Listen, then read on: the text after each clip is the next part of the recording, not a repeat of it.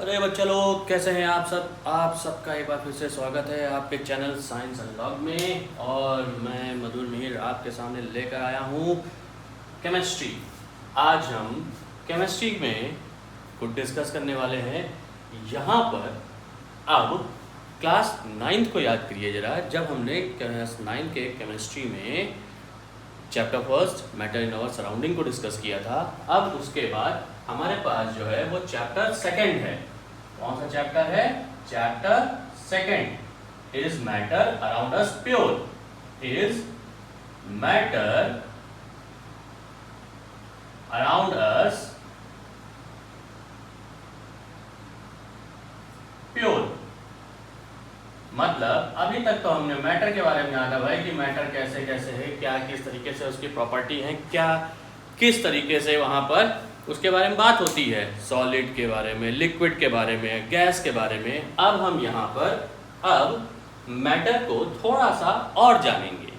कैसे जानेंगे? देखिए आइए, यहाँ पर मैंने थोड़ा सा एक फ्लो चार्ट टाइप का बनाया हुआ है जनरल सिर्फ और सिर्फ डिस्कशन के लिए, ताकि हम चीज़ें जान पाएँ कि हमको पढ़ना क्या क्या है। देखिए ये हमारे पास यहाँ पर क्या है। देखिए सबसे पहले मैटर, चूंकि आप मैटर में जानते हैं सॉलिड, लिक्विड और गैस की बात होती है।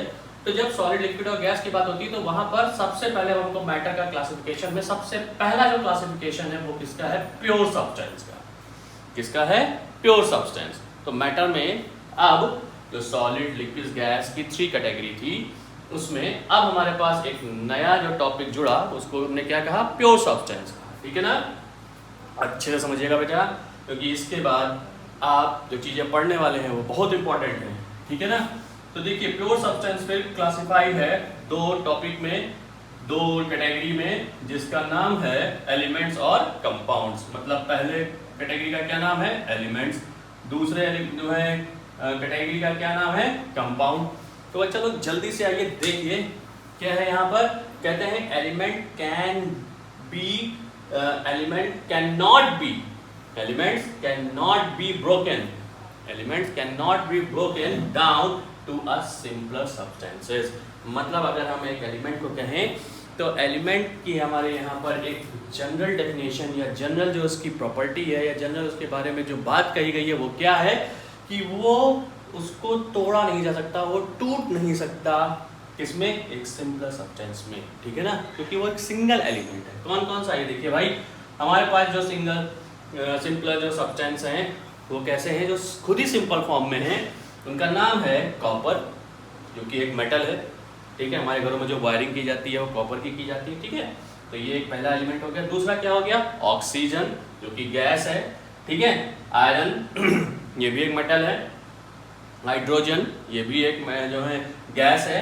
मर्क्यूरी ये क्या है? मर्क्यूरी के जब हम बात करते हैं तो ये भी एक एलिमेंट। ये सारे के सारे एलिमेंट्स हैं। और मर्क्यूरी हमारी कैसी है? लिक्विफाइड स्टेट में भी है और साथ ही साथ सॉलिड स्टेट में भी है। ठीक है ना? तो ये सब कैसे हो गए? इनको आप तोड़ नहीं सकते किसी और सिंपलेस्ट फॉर्म में। ठीक है? समझ में आ गया? तो ये क्या हो गए? ये हमारे एलिमेंट्स हो गए जो कि प्योर सब्सटेंस है। अब प्योर सब्सटेंस में ही कुछ कंपाउंड्स आते हैं। कंपाउंड्स क्या है कि कंपाउंड्स का मतलब हो गया कॉम्बिनेशन। ठीक है ना?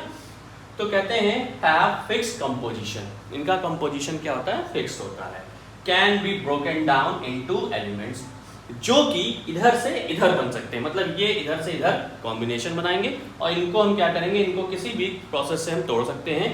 तो ये किधर आएंगे? ये इधर तरफ आ जाएंगे। किसमें? मतलब एलिमेंट्स के फॉर्म में आ जाएंगे। लेकिन कैसे टूटेंगे? केमिकली या इलेक्ट्रोकेमिकली रिएक्शंस। अब केमिकली या इलेक्ट्रोकेमिकली रिएक्शंस क्या होती हैं ये हम फर्दर आगे डिस्कस करने वाले हैं।